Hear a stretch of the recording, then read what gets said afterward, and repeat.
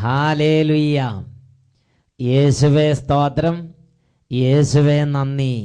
ഇന്ന് നാം ചിന്തിക്കുന്ന വിഷയം ആത്മാവിനോട് പോരടിക്കരുത് എന്നതിനെ കുറിച്ചാണ്. ഹെബ്രായ ലേഖനം 3-ാം അധ്യായം 16-17 തിരുലിഖിതങ്ങൾ. ദൈവത്തിൻ്റെ സ്വരം ശ്രവിച്ചിട്ടും ചിലരെല്ലാം എതിർപ്പ് കാണിച്ചില്ലേ? മോശയുടെ നേതൃത്വത്തിൽ ഈജിപ്തിൽ നിന്ന് പുറത്തു വന്നവരല്ലേ അവരുമായല്ലേ അവർ 40 സംവത്സരങ്ങൾ മല്ലടിച്ചത്? അവരുടെ ശരീരങ്ങളല്ലേ പാപം മൂലം മരുഭൂമിയിൽ നിബന്ധിച്ചത്? യേശുക്രിസ്തുവിൻ്റെ വാത്സല്യഭാജനങ്ങളായ പ്രിയ സഹോദരീ സഹോദരന്മാരെ, ഈ മണിക്കൂർ സ്വർഗം ഇടപെടുന്ന മണിക്കൂറാണ്. കഴിഞ്ഞ നാളുകളിൽ ടെലിവിഷനിലൂടെ അഭിഷേകാഗ്നി പ്രോഗ്രാമിൽ പങ്കെടുത്തപ്പോൾ ആയിരക്കണക്കിന് ദൈവമക്കളുടെ ജീവിതങ്ങളിൽ പ്രകടമായ ദൈവിക ഇടപെടലുകളുണ്ടായി. ഒരു വ്യക്തിയുടെ അനുഭവം നിങ്ങളുടെ ശ്രദ്ധയിലേക്ക് കൊണ്ടുവരാം. എൻ്റെ പേര് പ്രകാശ്. കാസർഗോഡ് ജില്ലയിലെ മാലോം ഇടവക്കാരനായ ഞാൻ മുടങ്ങാതെ അഭിഷേകാഗ്നി പ്രോഗ്രാമിൽ സംബന്ധിക്കാറുണ്ട്. അടുത്ത കാലത്തായി മെയ് മാസം 2-ാം തീയതി ഞായറാഴ്ചയ അഭിഷേകാഗ്നി പ്രോഗ്രാമിൻ്റെ സമയത്ത് എൻ്റെ ജീവിതത്തിൽ വലിയൊരു അത്ഭുതം സംഭവിച്ചു. എനിക്കുണ്ടായിരുന്ന ഒരു ദുർപീഡ അഭിഷേകാഗ്നി പ്രോഗ്രാമിൽ സംബന്ധിച്ചപ്പോൾ കരഞ്ഞു പ്രാർത്ഥിച്ചു വിട്ടുമാറിപ്പോയി. എൻ്റെ പ്രശ്നം അശുദ്ധമായ വാക്കുകൾ മനസ്സിലിരുന്ന് ആരോ പറയുന്നത് പോലെ ഞാൻ എപ്പോഴും കേട്ടുകൊണ്ടിരിക്കുന്ന ഒരവസ്ഥയിലായിരുന്നു. ഈ ദുർപീഡയാണ് ഞാൻ ഞായറാഴ്ച രാത്രി 8:30 തൊട്ട് 9 മണി വരെയുള്ള അഭിഷേകാഗ്നി പ്രോഗ്രാമിൻ്റെ സമയത്ത് കരഞ്ഞു പ്രാർത്ഥിച്ചപ്പോൾ എന്നിൽ നിന്ന് വിട്ടുമാറിപ്പോയത്. ഈ വിഷയം ഞാൻ അനേകം വ്യക്തികളോട് ഇതിനു മുമ്പ് പറഞ്ഞ് പ്രാർത്ഥിക്കുകയും അതിൻ്റെ മോചനത്തിനായി യത്നിക്കുകയും ചെയ്തിട്ടുണ്ട്. എന്നാലും അത് വിട്ടുമാറി പോയിരുന്നില്ല. എന്നാൽ അഭിഷേകാഗ്നി പ്രോഗ്രാമിൻ്റെ സമയത്ത് കണ്ണുനീരോടെ പ്രാർത്ഥിച്ചപ്പോൾ യേശുവിൻ്റെ ശക്തി എൻ്റെ മേൽ വ്യാപരിച്ചു. വലിയ വിടുതൽ എനിക്ക് സംഭവിച്ചിരിക്കുന്നു. ഹല്ലേലൂയ. കാസർഗോഡുള്ള മാലോമിൽ നിന്ന് പ്രകാശ് എന്ന ഒരു ദൈവ പൈതൽ സാക്ഷ്യപ്പെടുത്തുകയാണ്. പ്രിയപ്പെട്ട ദൈവമക്കളെ, ഈ നിമിഷങ്ങളിൽ 2 കരങ്ങൾ യേശുവിൻ്റെ സന്നിധിയിലേക്ക് ഉയർത്തുക. ഇതാ സ്വർഗം ഇടപെടുന്ന അത്ഭുതത്തിൻ്റെ മണിക്കൂറുകളിലേക്ക് കർത്താവ് നമ്മളെ കൊണ്ടുവന്നിരിക്കുകയാണ്. ഓരോ കുടുംബങ്ങളിലും ഓരോ ജീവിതങ്ങളിലുമുള്ള ഓരോ അവസ്ഥകളിലേക്ക് കർത്താവിൻ്റെ ശക്തി ഇപ്പോൾ വ്യാപരിക്കട്ടെ. കരഞ്ഞ് എല്ലാവരും നിലവിളിച്ച് പ്രാർത്ഥിക്കട്ടെ. Hallelujah, hallelujah. ദൈവമേ, ഇപ്പോൾ അങ്ങയുടെ സന്നിധിയിൽ കരഞ്ഞ് പ്രാർത്ഥിച്ചു കൊണ്ടിരിക്കുന്ന ഓരോ കുടുംബങ്ങളെയും ഓരോ സമൂഹങ്ങളെയും അവിടുന്ന് ആശീർവദിക്കണമേ. ഇവരെ കാലാകാലങ്ങളായി പീഡിപ്പിച്ചുകൊണ്ടിരിക്കുന്ന എല്ലാ അന്ധകാര പീഡകളും എല്ലാ ഭാരങ്ങളും രോഗത്തിൻ്റെ കെട്ടുകളും തടസ്സങ്ങളും പൈശാചിക പീഡകളും കുടുംബ പരാജയങ്ങളും ഓരോ അനർത്ഥങ്ങളും ജീർണശക്തികളും നാശത്തിൻ്റെ എല്ലാ ആധിപത്യങ്ങളും ഇപ്പോൾ നസ്രയനായ യേശുവിൻ്റെ നാമത്തിൽ കുടുംബങ്ങളിൽ നിന്ന് വിട്ടുമാറിപ്പോകട്ടെ. ഓ ദൈവമേ, ഇപ്പോൾ ഈ പ്രോഗ്രാമിൽ പങ്കെടുത്തുകൊണ്ടിരിക്കുന്ന ഓരോ കുഞ്ഞുങ്ങളെയും ബാലികാ ബാലന്മാരെയും യുവതി യുവാക്കന്മാരെയും അവിടുന്ന് സ്പർശിക്കണമേ. പ്രാർത്ഥിക്കാനും ദൈവത്തെ ആരാധിക്കാനും ബലി അർപ്പിക്കാനും സന്ധ്യാപ്രാർത്ഥന കൂടാനും ബൈബിൾ വായിക്കാനും നന്നായി പഠിക്കാനും തടസ്സം അനുഭവിച്ചുകൊണ്ടിരിക്കുന്ന ഓരോ ബാലികാ ബാലന്മാരിൽ നിന്നും വിദ്യാർത്ഥികളിൽ നിന്നും എല്ലാ ദുർപീഡകളും കർത്താവായ യേശുവിന്റെ നാമത്തിൽ വിട്ടുമാറിപ്പോകട്ടെ. Hallelujah, hallelujah. ഓ ദൈവമേ, അനുസരണക്കേടിൻ്റെയും താന്തോന്നിത്വത്തിൻ്റെയും വഷള സ്വഭാവത്തിൻ്റെയും പോരടിക്കുന്ന പ്രകൃതത്തിൻ്റെ അരൂപികൾ ഇപ്പോൾ യേശുവിന്റെ നാമത്തിൽ കുടുംബങ്ങളിൽ നിന്ന് വിട്ടൊഴിഞ്ഞു പോകട്ടെ. Hallelujah, hallelujah. യേശുവേ, ആരാധന, ആരാധന. ഓ ദൈവമേ, ഇപ്പോൾ പ്രഘോഷിക്കപ്പെടുന്ന ഓരോ വചനങ്ങളും നിത്യരക്ഷയുടെ വചനങ്ങളായി മാറാൻ തടസ്സമായി നിൽക്കുന്ന ഹൃദയകാഠിന്യം, വിശ്വാസക്കുറവ്, ഭക്തിരാഹിത്യം, എതിർചിന്തകൾ, താന്തോന്നിത്വം, മാത്സര്യ പ്രകൃതി, അനുതാപമില്ലായ്മ, ദൈവത്തോട് തുറവിയില്ലാത്ത അന്തരീക്ഷം, ഇങ്ങനെയുള്ള ഓരോ മേഖലകളെയും യേശുവിന്റെ നാമത്തിൽ ശാസിക്കുന്നു. ഈ മേഖലകളിൽ കാലാകാലങ്ങളായി ദൈവമക്കളെ പീഡിപ്പിച്ചുകൊണ്ടിരിക്കുന്ന പീഡക ശക്തികൾ നസ്രായന്റെ നാമത്തിൽ ഇപ്പോൾ വിട്ടുമാറി പോകട്ടെ. Hallelujah, hallelujah. യേശുവേ, ആരാധന, ആരാധന. ഓ ദൈവമേ, സ്പർശിക്കണമേ, സ്പർശിക്കണമേ. മദ്യപാനികൾ, കഠിന രോഗബന്ധങ്ങളിൽ ഇരിക്കുന്നവർ, നിരാശപ്പെട്ടിരിക്കുന്നവർ, ആത്മഹത്യ പ്രവണതയുള്ളവർ ഇപ്പോൾ വിടുതലും സൗഖ്യവും പ്രാപിക്കട്ടെ. Hallelujah, hallelujah. യേശുവേ, ആരാധന, ആരാധന. യേശുവേ, ആരാധന, ആരാധന. യേശുവേ, ആരാധന. യേശുവേ, ആരാധന. യേശുവേ, ആരാധന. യേശുവേ സ്തോത്രം, യേശുവേ നന്ദി. യേശുവേ സ്തോത്രം, യേശുവേ നന്ദി. യേശുവേ സ്തോത്രം, യേശുവേ ആരാധന. Praise the Lord. ഹല്ലേലൂയ. ഹെബ്രായ ലേഖനം 3-ാം അധ്യായം 16-17 തിരുലിഖിതങ്ങൾ.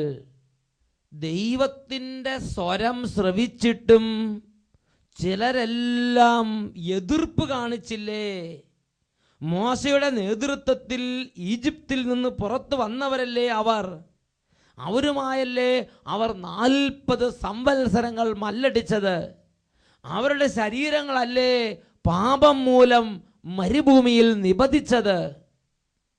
പ്രിയപ്പെട്ട ദൈവമക്കളെ, ആത്മീയ മണ്ഡലത്തിൽ ചിറകടിച്ച് ഉയരാൻ ആഗ്രഹിക്കുന്ന ഒരു ദൈവ പൈതൽ ഗൗരവത്തിൽ വീക്ഷിക്കേണ്ട ഒരു ആത്മീയ പ്രശ്നമാണ് പരിശുദ്ധാത്മാവിനോട് പോരടിക്കാൻ പ്രേരിപ്പിക്കുന്ന ദുരാത്മാവിൻ്റെ പ്രവർത്തനം.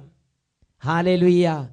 എൻ്റെയും നിങ്ങളുടെയും ജീവിതത്തിൽ അനുദിനം ഞാനും നിങ്ങളും അഭിമുഖീകരിക്കുന്ന ഒരു യാഥാർത്ഥ്യമാണ്, ദൈവത്തിൻ്റെ ആത്മാവ് ഇടപെടുമ്പോൾ, ദൈവത്തിൻ്റെ ആത്മാവ് എനിക്കും നിങ്ങൾക്കും വേണ്ടി പാതകൾ തുറക്കുമ്പോൾ, ദൈവത്തിൻ്റെ ആത്മാവ് എനിക്കും നിങ്ങൾക്കും വേണ്ടി ദൈവത്തിൻ്റെ പദ്ധതികൾ വെളിപ്പെടുത്തുമ്പോൾ, ആ പദ്ധതികളോട് മല്ലടിച്ചുകൊണ്ട് അന്ധകാരത്തിൻ്റെ ദുരാത്മാക്കൾ എൻ്റെയും നിങ്ങളുടെയും ചിന്താഗതികളെയും എൻ്റെയും നിങ്ങളുടെയും കാഴ്ചപ്പാടുകളെയും സ്വാധീനിച്ച് എതിർ ചിന്തകളെ ഉദ്ദീപിപ്പിക്കുന്നു. Hallelujah, hallelujah. ആത്മാവിൻ്റെ പ്രവർത്തനത്തോട് പോരടിക്കുന്ന ഒരു ദുരാത്മാവുണ്ട് എന്ന് ഞാനും നിങ്ങളും അടിസ്ഥാനപരമായി മനസ്സിലാക്കണം. അത് സന്ധ്യാപ്രാർത്ഥനയ്ക്ക് പോകുമ്പോഴാണെങ്കിലും, ഞായറാഴ്ച ദേവാലയത്തിലേക്ക് ബലിയർപ്പണത്തിന് പോകുമ്പോഴാണെങ്കിലും, ദൈവവചന പ്രഘോഷണത്തിനും ആത്മീയ ശുശ്രൂഷകൾക്ക് പോകുമ്പോഴാണെങ്കിലും, ഒരു ദൈവീയ രാജ്യത്തിൻ്റെ ഒരു ശുശ്രൂഷയെ പങ്കെടുക്കാൻ വേണ്ടി ദൈവത്തിൻ്റെ ഒരു നയിക്കലിന് ഞാനും നിങ്ങൾ വിധേയപ്പെടുമ്പോഴൊക്കെ ഈ ഒരു ദുരാത്മാവിൻ്റെ പീഡ എന്നെയും നിങ്ങളെയും ഉപദ്രവിക്കും എന്നത് ഞാനും നിങ്ങൾ മറക്കരുത്. ബൈബിളിൽ ഇതിന് ഒരുപാട് സംഭവങ്ങൾ ഉപോത്ബലകമായി നമുക്ക് ലഭിച്ചിട്ടുണ്ട്. ഒരു വ്യക്തിയുടെ അനുഭവം ഞാൻ നിങ്ങളുടെ ശ്രദ്ധയിലേക്ക് കൊണ്ടുവരാം. അത് രാജാക്കന്മാരുടെ 2-ാമത്തെ പുസ്തകം 7-ാമത്തെ അധ്യായം 1 മുതലുള്ള വാക്യങ്ങളിൽ നമ്മൾ കാണുന്നുണ്ട്. ഇതാ ഏലീഷ പ്രവാചകനിലൂടെ ദൈവത്തിൻ്റെ ആത്മാവ് കര കവിഞ്ഞ് കുലം കൊത്തി ഒഴുകുന്ന വലിയ നദീജലപ്രവാഹം പോലെ ദൈവത്തിൻ്റെ ആത്മാവ് പ്രവഹിക്കുകയാണ്. എന്നാൽ ആ ദൈവാത്മാവിൻ്റെ ശക്തമായ ഇടപെടുന്ന സമയത്ത് അതിനോട് മല്ലടിക്കുന്ന ഒരു ആത്മാവിനെയും നമുക്കവിടെ കാണാൻ സാധിക്കും. പ്രിയപ്പെട്ട സഹോദരങ്ങളെ, ഈ രാജാക്കന്മാർ 2-ാം പുസ്തകം 7-ാം അധ്യായം 1 മുതൽ ഉള്ള സംഭവത്തിൻ്റെ ഒരു പശ്ചാത്തലം ആദ്യം തന്നെ നിങ്ങളോട് ഞാൻ പറയാൻ ആഗ്രഹിക്കുകയാണ്. സിറിയ രാജാവായ ബെൻഹദാദ് എന്ന രാജാവ് ഒരുപാട് സൈന്യനിരകളുമായി വന്ന് സമരിയ രാജ്യത്തിനെതിരെ വലിയ ഒരു ഉപരോധം ഏർപ്പെടുത്തി. അങ്ങനെ ആ ഉപരോധത്തിൽപ്പെട്ട് തകർന്ന് സമരിയ ദേശം മുഴുവനും കഠിനമായ ക്ഷാമത്തിൻ്റെ പിടിയിലേക്ക് അമർന്നു. സമരിയായിൽ കൊടിയ പട്ടിണിയുണ്ടായി. രാജാക്കന്മാരുടെ 2-ാം പുസ്തകം 6-ാം അധ്യായം 25 മുതലുള്ള വാക്യങ്ങളിൽ പറയുകയാണ്, ഒരു കഴുതത്തലയ്ക്ക് 8 ഷെക്കൽ വെള്ളിയും 1/4 കാബ് കാട്ടുള്ളിക്ക് 5 ഷെക്കൽ വെള്ളിയും വിലയായിരുന്നു. അത്രമാത്രം വലിയ ദാരിദ്ര്യവും ക്ഷാമവും വിലക്കയറ്റവും രാജ്യത്തുണ്ടായി.